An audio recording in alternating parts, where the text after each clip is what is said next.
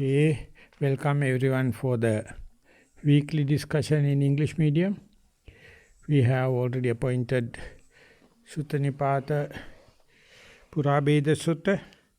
Before going to the appointed Sutta, if anyone is having any other open questions or any suggestions or any topics or interview reports, we will listen to it. And then we supposed to go to appointed discussion. I'm inviting if there are any other topic or interview reports. Avasrai Bante, we have not received any reports for today's session, Bante. Avasrai. Okay, that suggests that we can directly go into the appointed topic. Yes? Yes. We have a question, we have a report. Thero Swami Mahansa.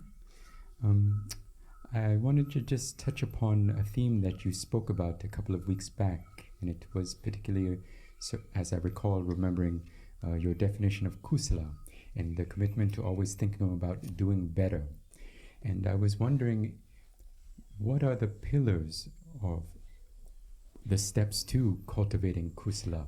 And what are the factors that we can utilize to measure and benchmark that we are progressing?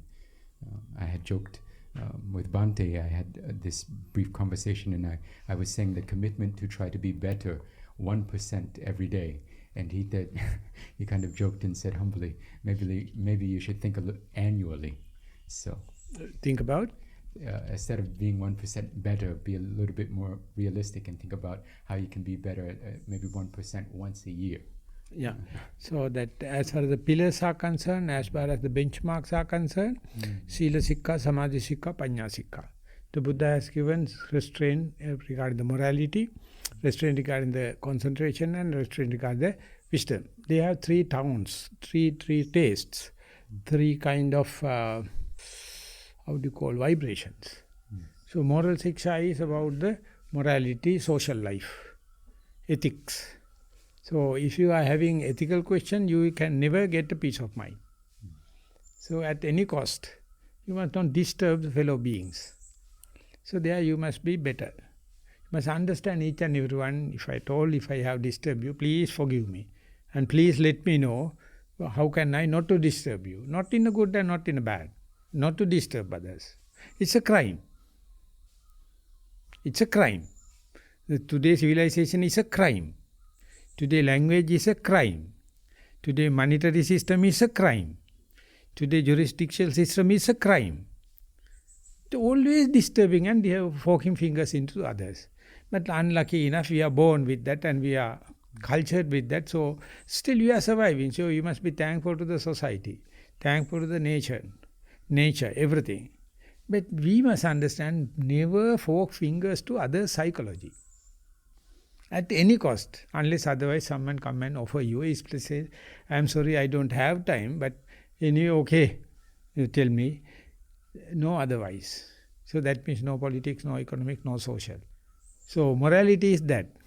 And once you imagine that we people somehow or the other manage to it, we don't care about the parents, children and the movable and non-movable properties, and we are depending on someone given cooked food, someone given prepared houses, someone give the prepared medicine thanks to the Buddha.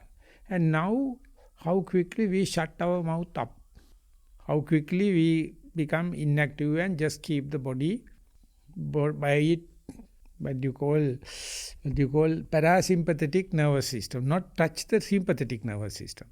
That is samatha. That is what you call concentration meditation. Whatever the parasympathetic work happened, it is beyond your control. The heart is beating, hair growing, teeth growing, everything happening, it is none of your business. But we are foolish enough, we are concerned about that also. How is your heart rate? How is your blood pressure? How is your sugar situation? Shit. They are parasympathetic things. You can be aware. But you can be aware not to worry. That is called Panya Sikha.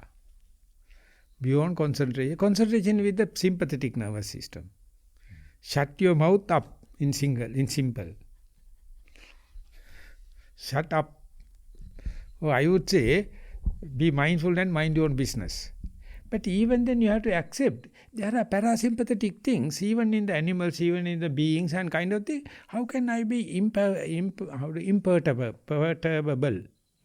With the way that in front of him I get nervous, so what to do?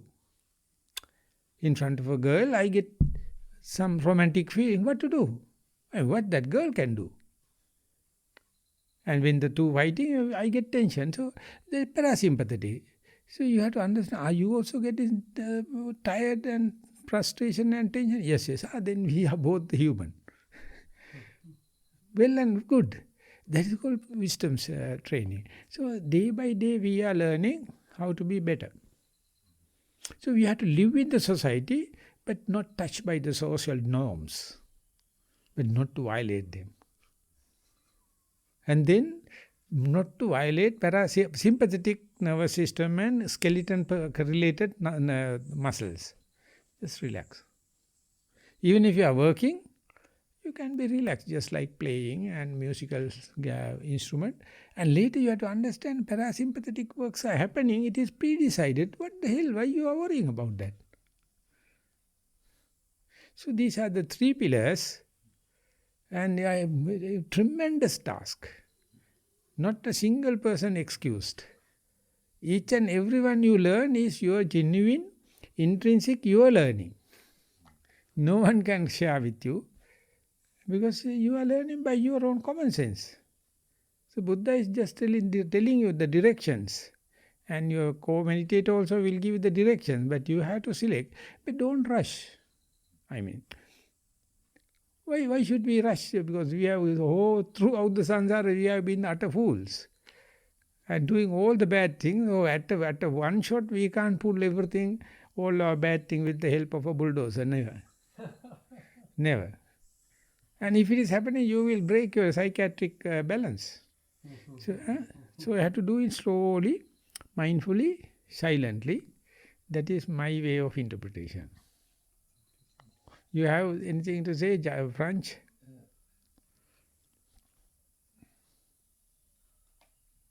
Yes, it's Kasapa, Samanala Kasapa from France. So regarding the theme of restraint, we talked about it last time. For example, in our case, living in a monastery, not being aware of what is outside, when people tend to think that actually we don't care. We have no heart. We just in our huts practicing meditation. We don't care.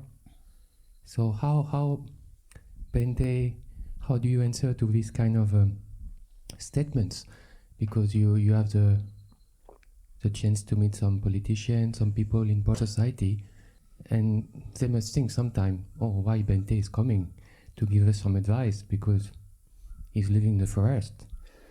In the West, it's especially true. If you don't get involved, people think, you don't care. So how Bente managed to answer this kind of question and to explain? According to the theoretical way, this is called upekka, indifference, you don't care. Two types of okay. One thing is with utterly blessed with ignorance, ajnana upekka. Other one is everything he knows, he is very alert and he is very diligent, but not moving the body, not uttering words. And the mind is calm and quiet. So these two that do not know, therefore you are not you are in inaction. But other person utterly knows, but is restrained not to get perturbed, unperturbable. So out of these things, the Zen Buddhism, karate, judo, everything is learned, he is fully aware, but he is not fighting, unless otherwise defense happens. So, but before that, he is fully trained, like animals, and how to sting like a bee and move like a butterfly, Cassius Clay. But you never attack someone unless he is asking for that. He says, please, don't disturb me. I am telling you second time, please don't disturb me. Third time, whack the fellow, one shot knockout. So that is how Pandita Sayadaw is Burma. Is such a nice person. You know, he's full of energy, By looking at, you can see it's full of energy, but he never invites someone to do something but provoking someone. But you can provoke, but you have to be careful. He give one first signal, second signal, third signal, whack the fellow. So I like it so much. And when Jnanarama is from here, he never listened to this kind of thing, but he is aware of everything. He said, don't talk this thing with me. I'm a forest monk. Don't go outside. Don't have children, the new monks. Don't go sermons outside. You be defensive. Pandita side is very offensive. Jnanarama is just like a tusker in the forest. When Pandita side is a lion. He's in the center, in the capital city. So when you look at these things, I'm unlucky enough, he also has seen Pandita side, so I can't lie too much. He has been there. But he has never seen Jnanarama. So I find that two extremes. So after the Jnanarama's demise, I just wanted to be under the Zen master. I want to get the whacked. So whenever Guttasila told, if you go to Pandita Rama, go prepared for crying. He don't care, whoever you may be, but he gets the full treatment. Unbearable. Many people cry, thinking that we come all the way from countries and go to him. He don't care. You are just a vegetable for him. So this is the dramatic way of life and this is a passive way of life. So my type is more to the dramatic side. So all my teachers disheartened with me. Because I am such an unpredictable culprit. Unpredictable. Even I can't say that what I am going to do next. Some people come and ask, Bhante, can I meet you to that day? I don't know. Because things are getting so disappointed and changing timetable. I don't keep my timetable in my mind. I mean, there are some diary notes. But I don't know. And I like a free bird. I am happy. But I am keeping a timetable daily. And I try it on Thursday. I am preparing for this discussion. I don't ignore it. One before that, a single discussion. And tomorrow, interviews. Day after, a sermon. So whole world knows. But I don't take care. I don't worry. I won't worry. So likewise, these two available. So young age and 30s, 40s, you have the dynamic kind of equilibrium. After 60s, 80s, passive kind of thing. So, but anyway, throughout the vigilance is there, throughout the diligence is there. I complain, you are in the passive side. Kassapa. No, you have to come out from the den. Once in a way, he is giving a good fighting with me sometimes, but he is not up to me. But anyway, we are fighting fairly enough. So we have to have a playground.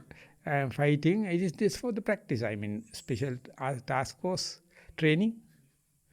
Special task force training is whack the fellow just like you are caught up into the enemy's hand, and so no one can punish you. Do you have any comments? Yeah, just a few things. I wanted to go back to the meaning of this word kusala that was asked about earlier on, because it doesn't really mean better at all. And if you have this idea that kusala means better, then you're really in trouble, because it simply means like a good action. Skillful or good action or merit. It can also mean virtue. Like somebody is a kusala kind of person. It means he's a virtuous, a good kind of person. And also kusala can mean clever. That somebody's sharp, or then like kusala kamma means like a meritorious action or a skillful action, or it can also mean like right conduct, meaning skillful conduct. But so this idea of that it's better gives it an edge. You know what I mean? Like it's good but better. You know what I mean? Like, and it's internally dissatisfying. Whereas kusala is more enough in nature, and it's more wholesome in nature. So something is wholesome is intrinsically wholesome. Like you don't go and say to a baby, "Oh, you're a useless little fella because you're not able to do any work." A baby is intrinsically wholesome, is intrinsically worthy. Like this is more the feeling of kusala. So it's not better. Like you don't go over to the baby and kind of go, "You could be a bit better." You're just sitting around all the day and doing nothing. Like it's ridiculous. Like I'm just showing you reductum ad nauseum. Like show you a silly, take it to an extreme, and you see where this meaning falls away. So this idea of better is a toxic thing. I was listening to somebody that were talking about this idea that the pyramids were built by aliens. You see, so because it's 4,000-year-old technology or even more. And I was telling Maha Thero about, I went to the Louvre, you know, and the French are very good at stealing things from other countries. They were the first. They beat the English to a lot of things. And they went to Egypt. This was Napoleon's idea. And they just went in and took whole temples out. Like, it's just unbelievable. And they took out a whole room from a tomb, from a pyramid or something. And it's one of the things that even if I think about it, it still shocks me. And they put this tomb, this room, all the contents of this room inside a glass box. And you could walk all around the glass box and look inside. And it was a bed, a simple bed, and a table, and a chair, and a book, and writing material, you know, something for writing. And I was telling Dhammajiva, the book was not intellectual, it was not philosophical, it was a trash novel, like a romance or a detective. Like, it was pure for entertainment. And all of these things were 4,000 years old. And you know, we can be very hubristic these days that, oh, we're getting better every year and we're more and more fantastic. And somehow these items that are so familiar to us are 4,000 years old. It was shocking to me. Like, I was shocked. I still am shocked if I think about it. And Dhammajiva knows I follow quite a little bit about AI, because it's a very fruitful field when you think about consciousness, and all these scientists think that they can make consciousness out of silicon and software. I think it's ridiculous, but still, I like, you know, they're always interesting. So recently they've been using AI to decode the graffiti on tombs, on these ancient sites, to try to figure out what's the graffiti saying, you know. Like there's one of these jokes the Monty Python guys had, you know, two centurions they're just telling each other smutty jokes, you know, in this, like we think that the human has somehow improved, you know, but actually, you know, even 10,000 years ago, if I met somebody who was from 10,000 years ago, I wouldn't know any difference.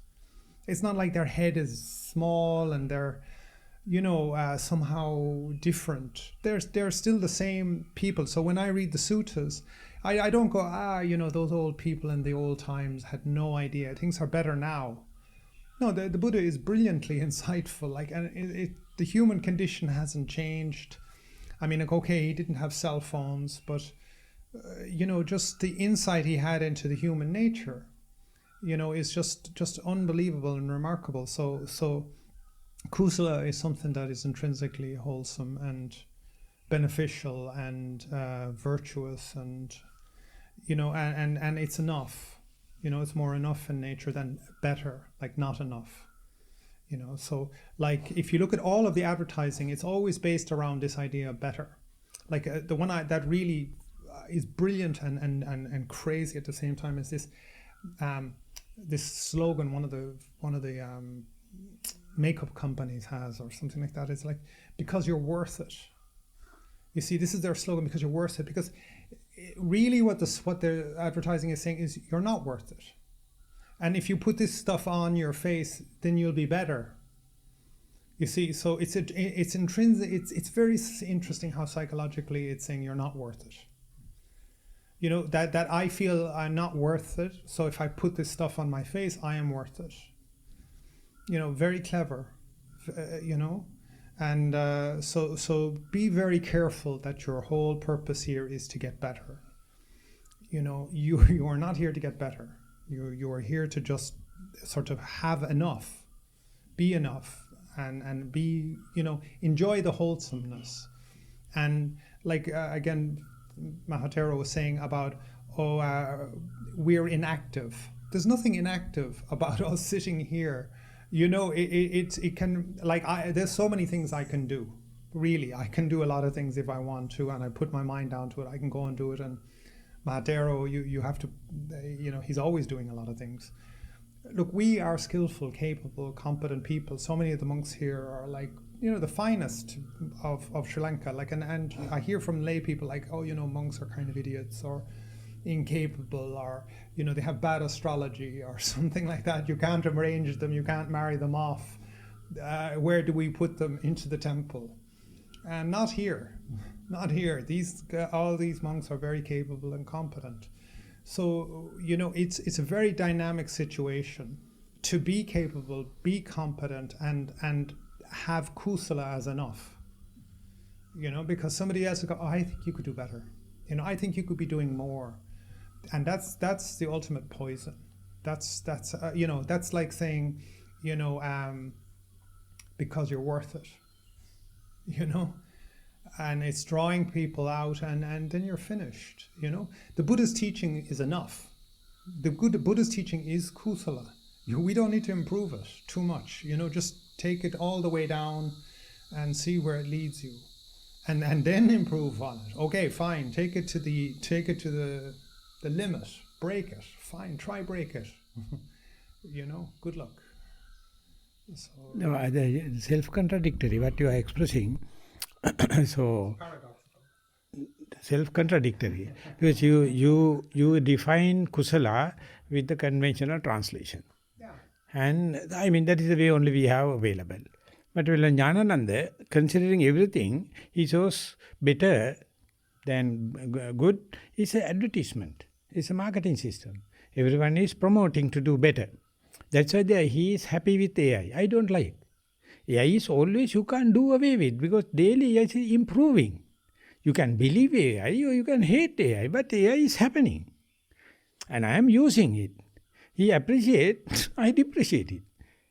With AI is kusala, and he says some words, the kusala is already you are contented with, and that means present moment is full of kusala. I mean, here now I am. But the Buddha says, just being here now I am is not enough. You must be aware of it. You must communicate with others. Marketing is there. Without that, you are not Arahant. Even you become Arahant, you must market it. That's why the difference between the Buddha and Pacceka Buddha. You know, Pacceka Buddha, he is not marketing. He is fully worth, he is self-contented and self-enlightened. No one cares. It is like a light lamp and covering with the cup. So the Buddha is expressing, and it is marketing. It is AI. So that part, when Jnanananda and myself is contradictory, he says, just getting rid of raga, dosa, moha is enough. That is a nibbana. No. Commentator says, not enough that. You must know that you have gotten rid of. That gotten rid of knowing is better than just mere getting rid of. It's a communication, it's a marketing, it's an advertisement. That is why the only religion, international religion, is Buddhism. Because it is with marketing. It is with spreading. It is going beyond the cultural limits. Languages was adoptable. So AI is adopting. I don't deny. But they don't believe it, don't follow it, because it is, even if you support it or not, it's growing. So whenever you become enlightened, if you do not know, that's the difference between Arahant and the child. Child is fairly, better, kusala, and no harm. Do not know. No one worship it. But we fellows done all bad thing on the world and gradually gotten rid of with the restrainment, and we know what a urge for us to break rules, but not to break rules. You must have higher dynamism, higher restraint, and that you appreciate. You are telling, hey, you are coming from this country, you are coming from this country, we all are the same, and we are fighting, we are shouting, we are telling people, world is full of chaos, but we are not just sitting and walking, just passivity, we are shouting. Because we are monks, we are meditators. So that part, with or without, Venerable Kondanya never did any convincing of other people, and he became a first Arahant, went into the forest. Venerable Sariputta came very late, and Buddha said, hey, he is the guy. He is the one going to do, because he see. And Buddha blackguarded and found fault with Sariputta so much. But still, he knows without me, Buddha can't do it, because so much of work. And in the day with the Sariputta demise, Buddha says, I feel the gap, I miss. But I can make up my mind. So these character difference, therefore, Kusala, we have two big the argument and writing and book writing. One thing on the paper articles, some another monk with the books. The difference between punya, papa, kusala, akusala. And punya papa is a worldly thing that you to get the heavenly life and the rich life, you have to do punya, ping. Kusala, akusala is skillfulness. So skillfulness, don't find fault with the better, because it's a communicate with you. It is not allowing you to rest. It's driving you. It's a dynamism. So Venerable Analayos, when he was writing the Satipatthana, I just wanted to tell him, my mindfulness is a passive thing. You are just passive sitting. And he says, no. Upandita is different. It's dynamic. No, I told Venerable Jnanarama is telling this and that. Ultimately, he proved at the beginning, it's very dynamic. At the end, it will go to the passivity, because you are coping with the nature, and nature will take. At the beginning, you have to have this dynamism, then hooray, go. So when you are at the younger part of the age or younger part of the meditation, you have to be very dynamic and set the machine in run. Once it is smoothened and oiled, with the full harmonious, it will run. So at the beginning it is dynamic. At the beginning it is consuming. At the beginning it is restrained. But towards the end, if you are correct, if you are leading, if you are improving, the autopiloting will happen. So we must not take stand telling kusala is good or better, or it is against it, because its meaning is changing, evolving. It is, you can't frame it. Changing. So that's why I am fighting with you. You are self-contradictory. You use another term, I am sorry, I lost it. Otherwise I would have hit you with your own ammunition. Paradoxical. Wisdom is paradoxical in nature. So it's not necessarily self-contradicting, but it's more paradoxical. No, you use the term. It's a strange quality. Better and contented. But knowledge is always pushing you till the end. There's no end also. Yeah. So you used another term, so that's I wanted to hit you with that term, but I forgot it. Virtuous? No, virtuous is for him. I don't care. Kusala has virtues. No, it was virtuous meaning in terms of sila. Like somebody is, like you know, if you're doing bad sila, you're in trouble. Like it doesn't, whatever you think about it, but it's not helpful. Bad sila, no problem if you are alone. If you are only, it become bad if you are living in a society. The society is the sila. Then if you go to the one-man army, no good, no bad.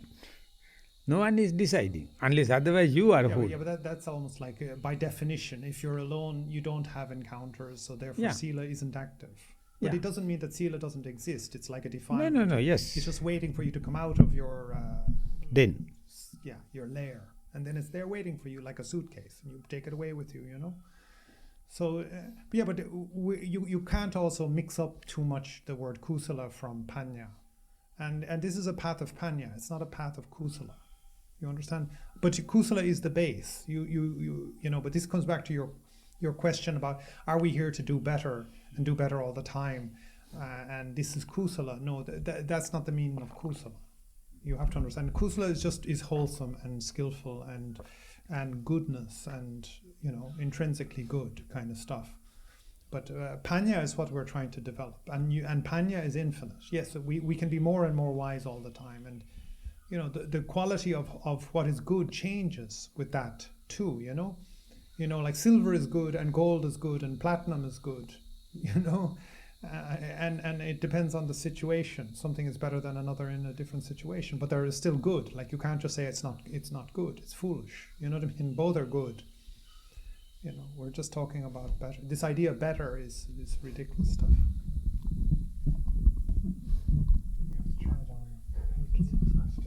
Okay, on.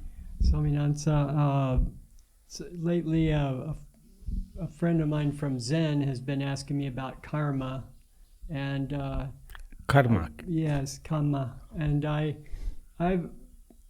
had read a little bit about the Buddha's ideas of, or what his approach was about karma, and I felt like kusala. This reminded Kusala me karma. of kusala because it seems like that's how our habits and our activities create change the way our world is. Like our world is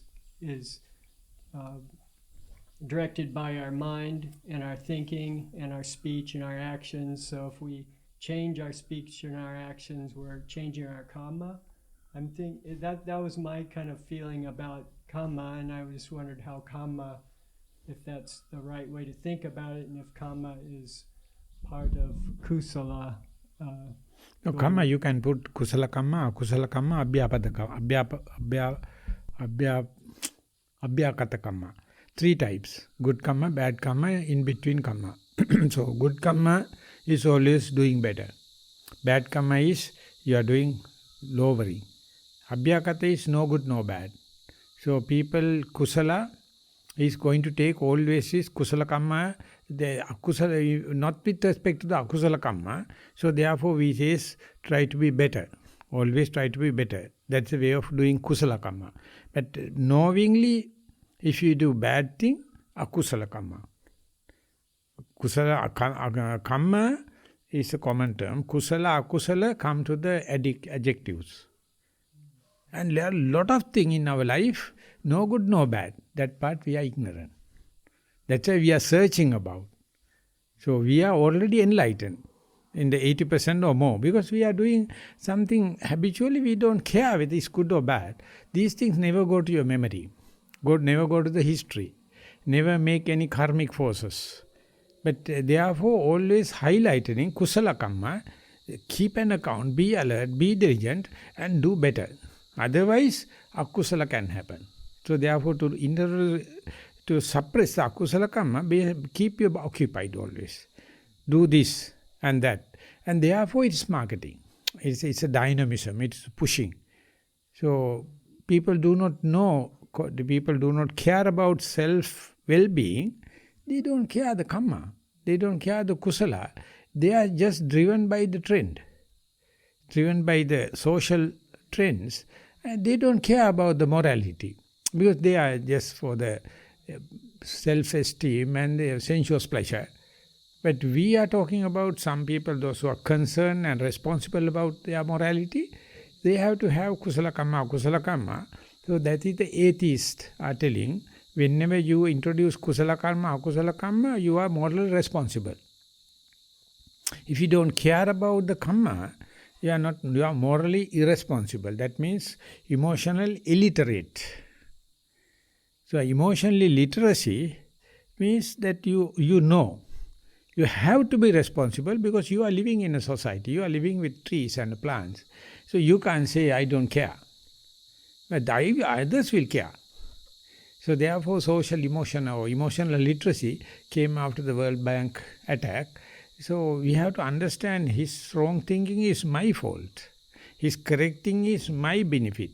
So when we get together, if we are having the same restraint and doing better, society is enlightened then. Individually you are not enlightened, you have to fight. So by today you see, even in the Olympic Games they are fighting each other. Olympic prepared for the peace. A United Nation is biased. NATO is biased. So people know these are international jokes. There are standards, but they are biased.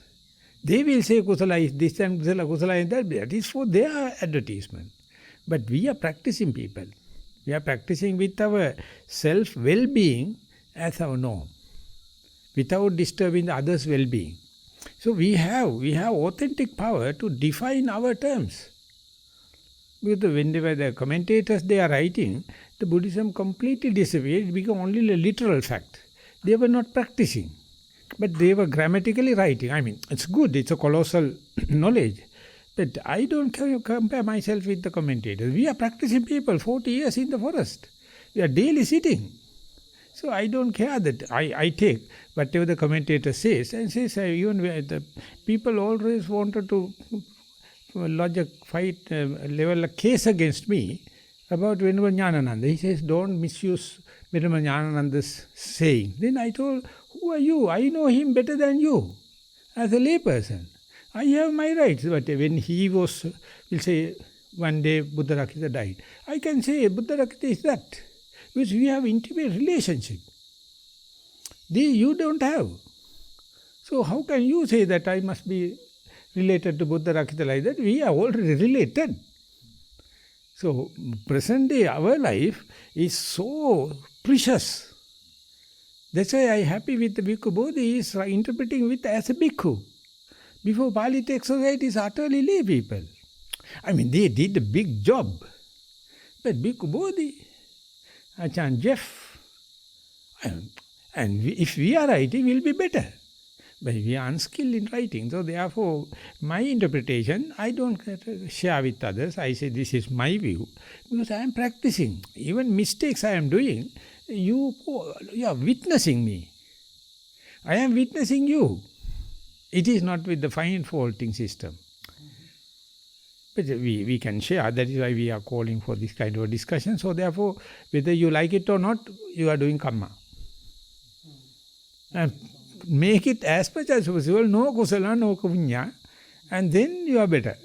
You are carbon neutral. Lesser amount of oxygen you are using, carbon neutral system, because human beings are naturally carbon neutral. With the kusala karma or akusala karma. So I collected once all the papers published in the papers, made a paper articles book, kusala and akusala, because the Sri Lankan devotees are quite worried about the punya papa, kusala akusala. Venerable Jnanananda told both are the same. But I find shades of meaning. The kusala is always pushing you, always marketing, always keep you, as he mentioned, that poisoning you. Don't be happy with present moment. Go ahead. But sometimes, most of the time, Buddha says, be happy and be contented. But he says, appativani,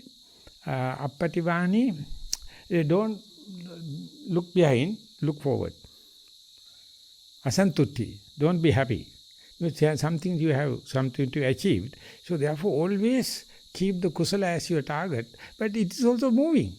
Your target of... Understand? Your target is moving. Kusala is such. So whenever you are fitting the target as, you are ever unsatisfactory, because you know, it is, all the other targets are fixed. Kusala is not fixed. So therefore, Jnanananda is the one who introduced this good and better. As he mentioned, silver, gold and platinum, good. But we have a hierarchy, and that is the advertisement. So, I think we are the kings, we are the one to tell someone, because we are practicing. Yeah, but I think sometimes we mix up this idea in kusala about better. It's like saying it just floats. You know, it's like oil floats on water. It's just the nature of kusala. Like if you have kusala, that it floats. You know, that's just its property. You know, I think we find that very hard in English to understand that something has a property. You know, like wisdom is bright and shiny. You know, like evil is dark. You know, so there are kind of qualities to things. So kusala naturally floats. It naturally lives. And uplifting. Yeah, it's uplifting. It's beneficial. It uplifts. That's its qualities. It's like saying, you know, gold is naturally it is something that we can purify. Other elements we can't purify. It's very difficult. But gold is easier to purify. It has that quality of being pure. And and it's beneficial and it has good properties and so on. So the same with kusala, that it's quality. You know, you can't just say, oh, it's better. Like, no, it's just the quality of it to uplift you in samsara. If you have kusala in samsara, it lifts you up. It's like a life jacket. It will keep bringing you to beneficial things, fine. But it doesn't get you out of samsara. But that's the problem. It's wisdom that gets you out of samsara. So if you have more kusala than somebody else, you know, that other person can get out of samsara if they have panya. So in a sense, okay, maybe panya is the highest kusala, okay? But you have to understand, like, this is coming back to this toxic idea of better. Like, it's a one that just that's very dangerous in the practice, you know? That's a one that I see all the time. Westerners want to do better, be better, blah, blah, blah, every day, and it'll kill you. It'll very quickly wrap, it's a very, like a vine. It'll grow around your throat and eventually strangle you, because you'll have the thought one day, this isn't good enough. And all of your hard work over the many years in the practice will be just thrown out the door, because it wasn't enough, you know. And you get fatigued and tired, and it's not enough, you know. So anyway, that's some ideas. Thank you. I think this ties into something that I just wanted to mention, is this kind of in the West about this idea of always one-upping somebody. One-upmanship. Yeah, and how this creates complaining, judging, and criticizing. And I think part of the beauty of living in this environment is living in the company of inspiring and aspiring individuals to make something of this life before we return to the elements, at least the physical. So I know that Bhante had mentioned before in a prior talk the importance of reflective speech versus restless speech, and I know when we had talked on a side note that you had mentioned the importance of kind of purpose. You always turn back and look at the reflection on the purpose of the speech, and I think this can be very, very, very skillful. One of the things that I humbly fail every day at, but I was reminded this morning was, you know, just kind of checking my mind in once I finish a conversation with an individual and see, you know, kind of the mental state, to just check in. And so I was wondering if you have anything to add about how to engage in reflective speech. In the Dasa Dhamma Sutta, we are chanting once in this day, Katam bhutasya me rattindiva viti patantiti abhinna pabbititena abhinna paccavekkitabba. How can my mind is working? What are the mind street, the chain, the consciousness happen, you also reflect it. So that means you always try to see the better. So you are a monk, you are living on others. That as he mentioned that if you are comparing with others, it's a poison. But if you are comparing within, it's a dynamic. So always pushing. And you will never at rest.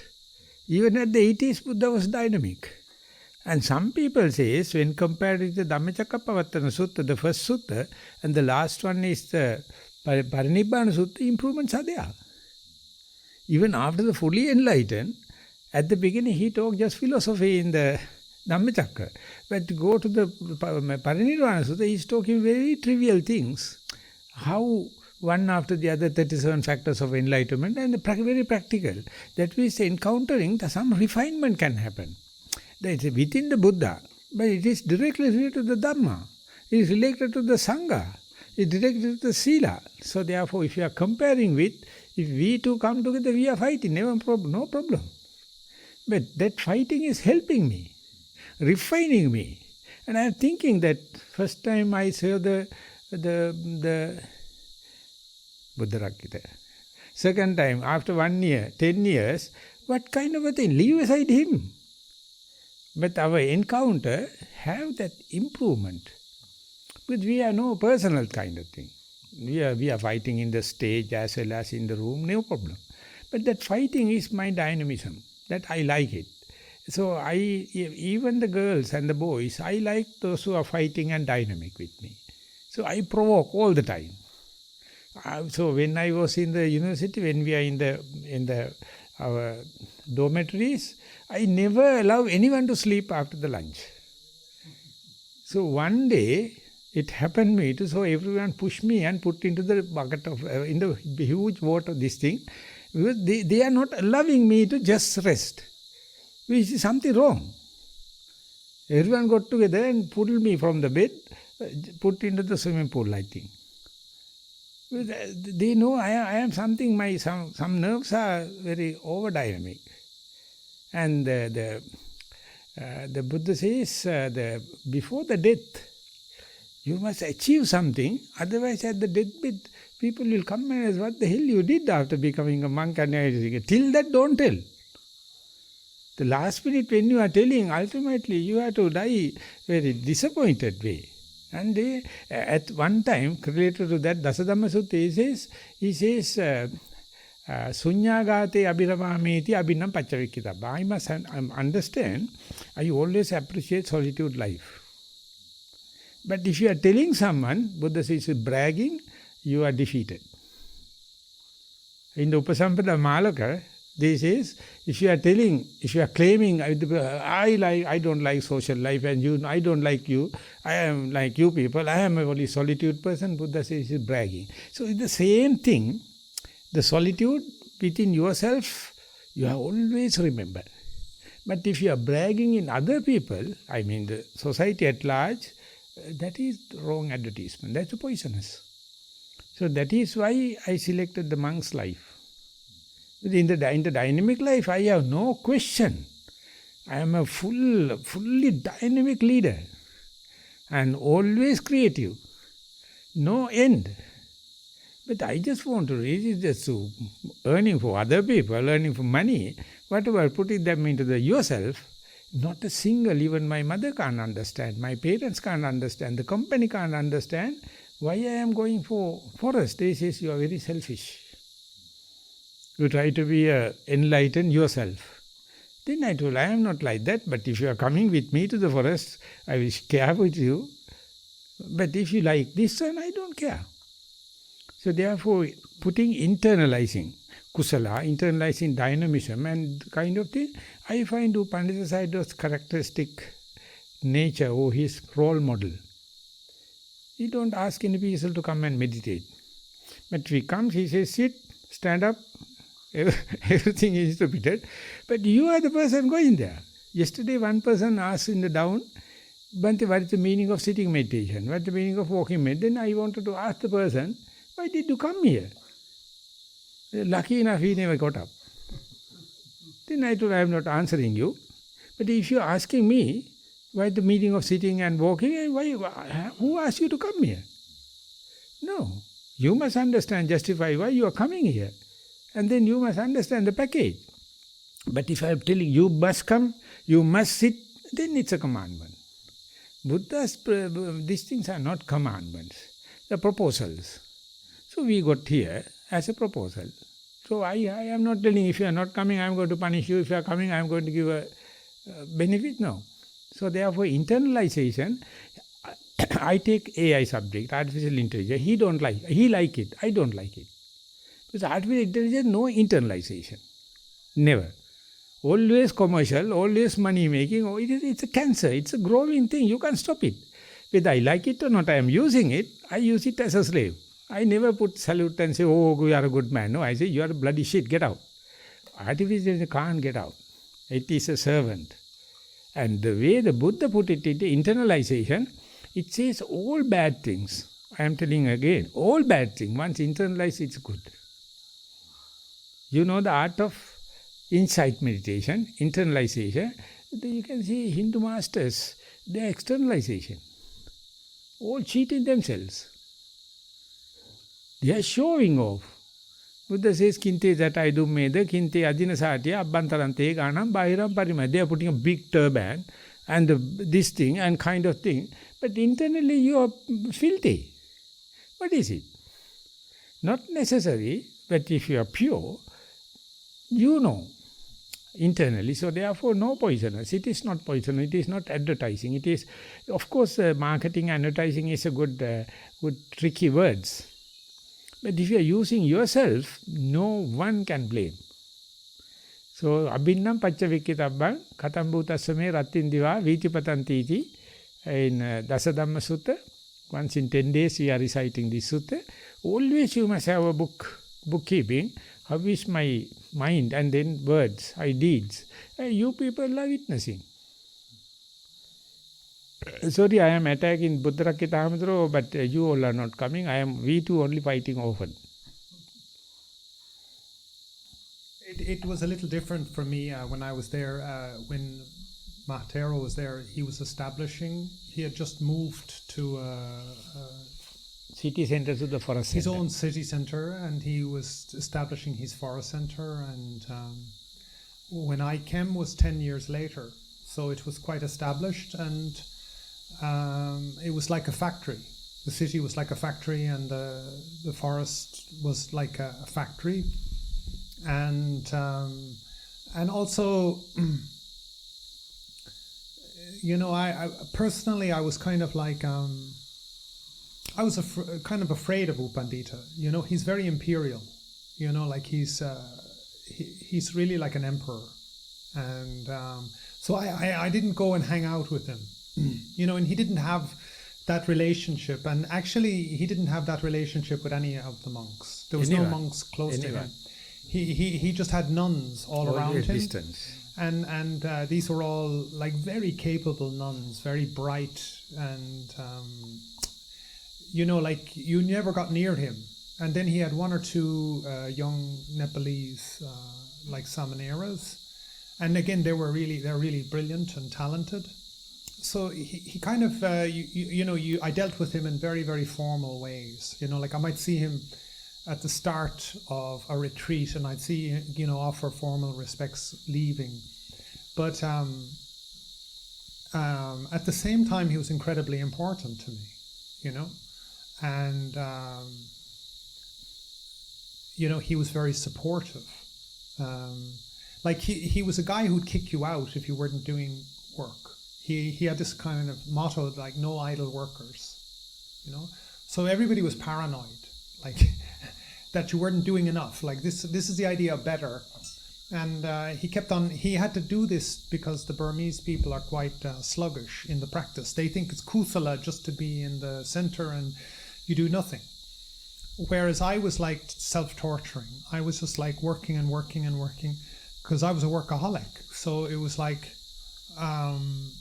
you know, I was burning out and doing too much and trying too hard and up all day and all night and not sleeping enough. And, you know, I would be the first in and last out. And I was sick. And you know, I was like that for 2 years. Like, you know, really like fierce in the practice. And,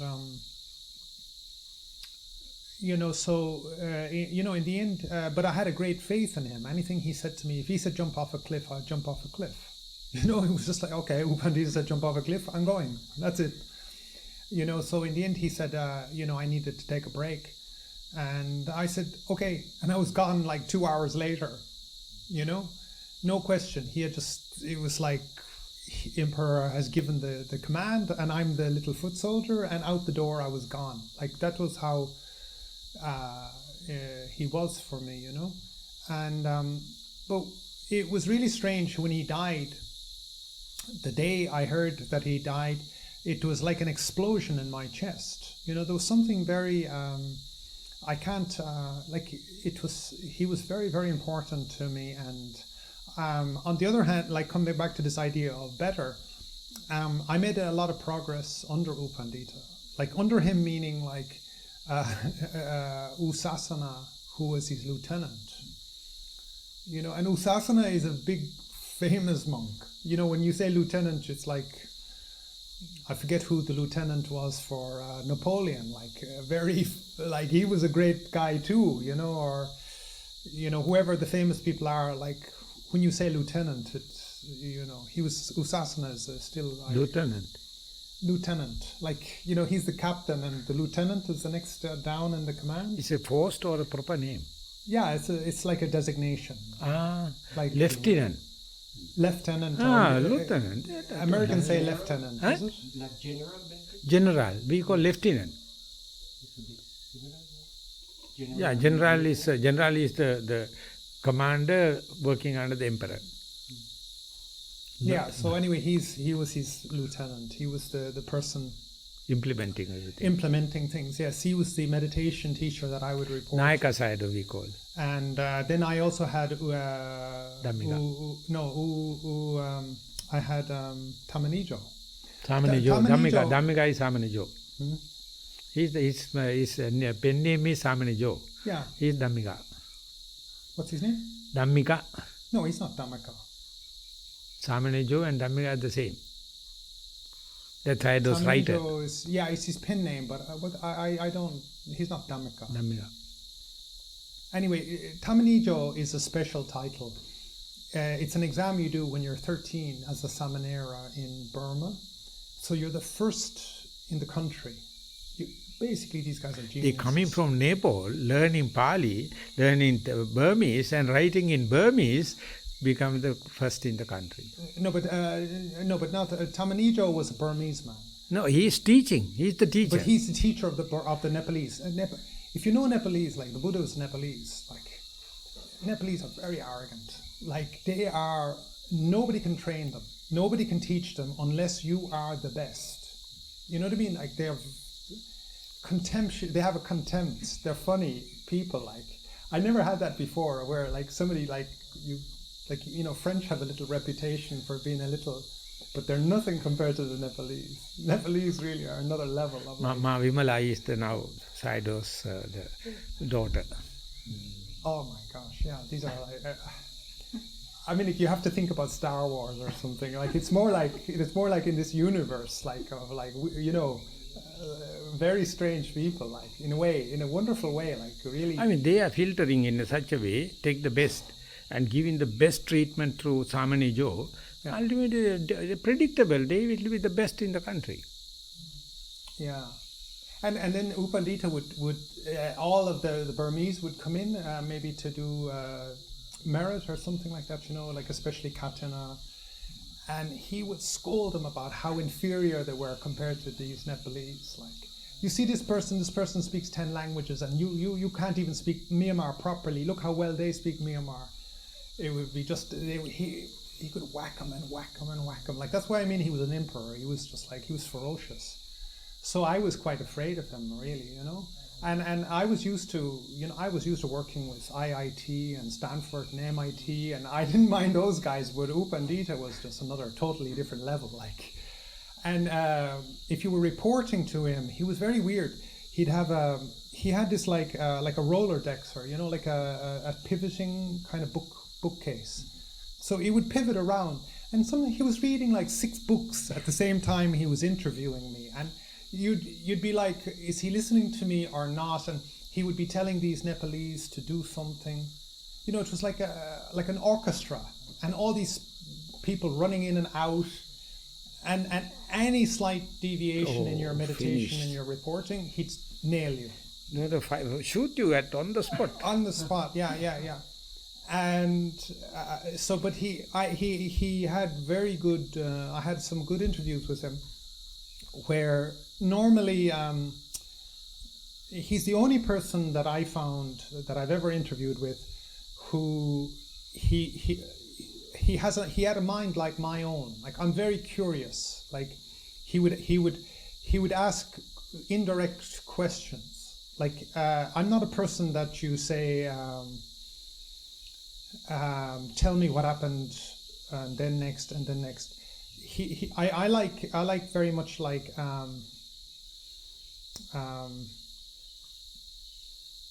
I like to figure it out for myself. Like he with a lot of people, like, you kind of have to tell them, lead them forward, whereas I like to find my own way forward. And he was very intuitive, and he knew that. And then he would also be asking questions, like more like an inquiry, and like he was interested in my practice. So he had this way of, when he interviewed you, that he taught you how to interview yourself. You see, most other interviewers are like, you tell them and they'll say yeah, okay, or not. But he taught you how to interview yourself. So then you could kind of move off, and you didn't need him again if you knew what you were doing, you know. And so I often think back to my discussions with him. Like, he was ferociously curious, like with regards to my practice, and he was like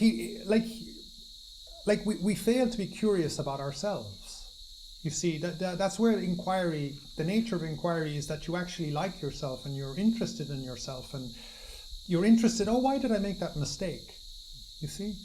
So he was like that, that was very curious, that's very interesting. You know, he was interested in me, and he taught me to be interested in myself and in my own practice. And he you could also get this sieving.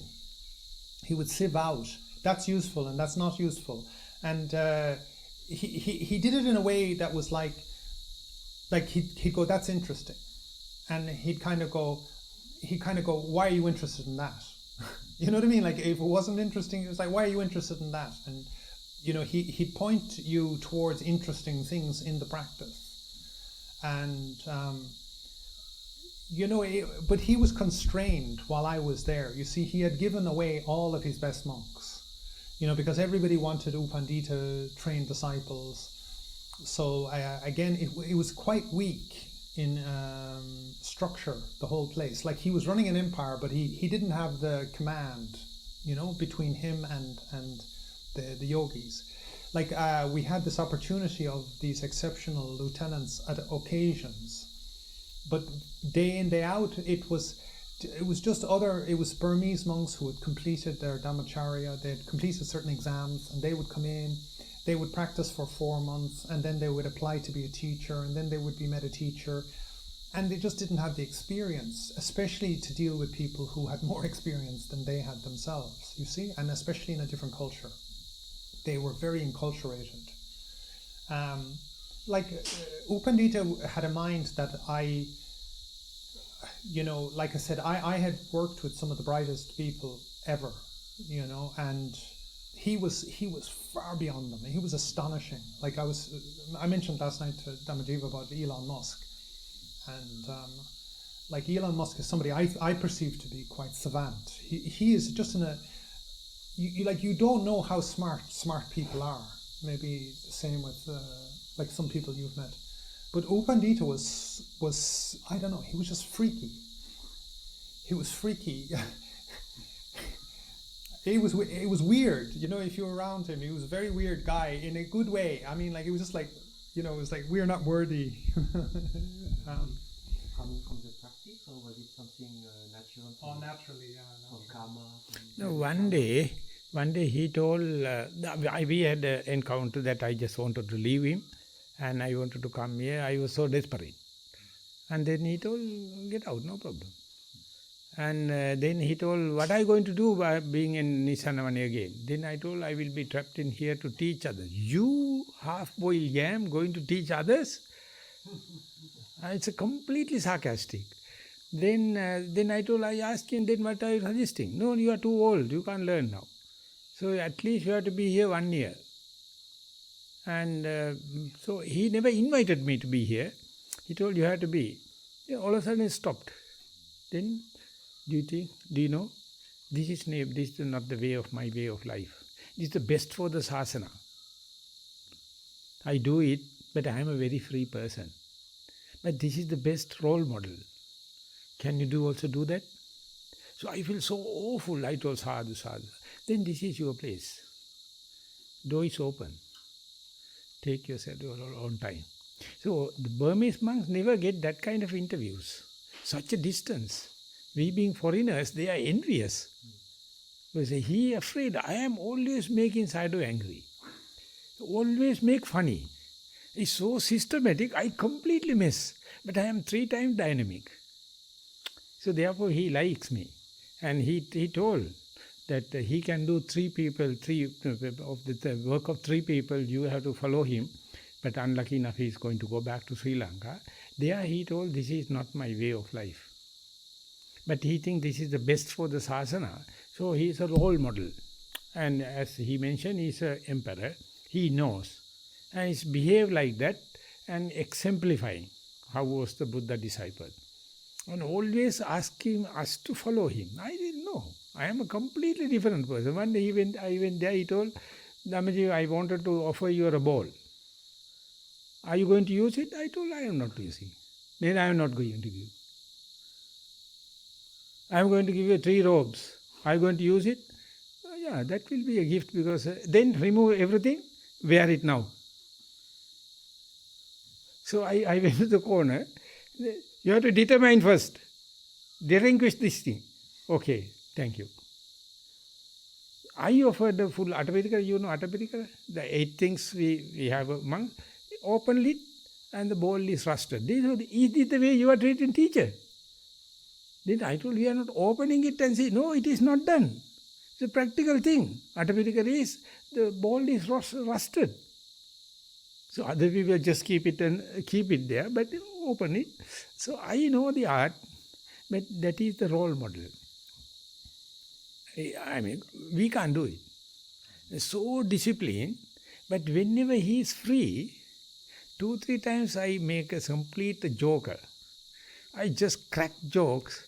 So he is looking up and down to see, because only we two are in the room. So I make him completely like the young boy with the grandparents. So sometimes I say, I don't understand what you are telling. I am not a Burmese. Then he is lost. So I had a few occasions within the 4 years, and he knows I am a rascal. I am a disobedient, but he loved me. The nature. But he tried to satisfy him because he is a disciplinable man. I am not such. But I had a long way, and everyone knew I had a relationship with the sadhu. But he never considered myself as a family member. Because I am unpredictable. And the Burmese, the Nepalese girls, the way they have trained, how do you call the king is having the resort at damsels or something like that? How do you call escort? No. Concubine. Exactly. So they are afraid of me. Like from the imperial palace. Yeah. Forbidden city in China. This is like, these are not ordinary concubines. These are ones that they look down on you. So it's nice, but when he is dying, I expected him, because it was almost 90 odd number of years. 94. So I thought that there is a huge gap. No one can fulfill it. Okay, today no chance for the opening the book. Sorry for Venerable the Buddharakkhita. But anyway, we contributed with our dynamic discussion. Thank you very much for the participation.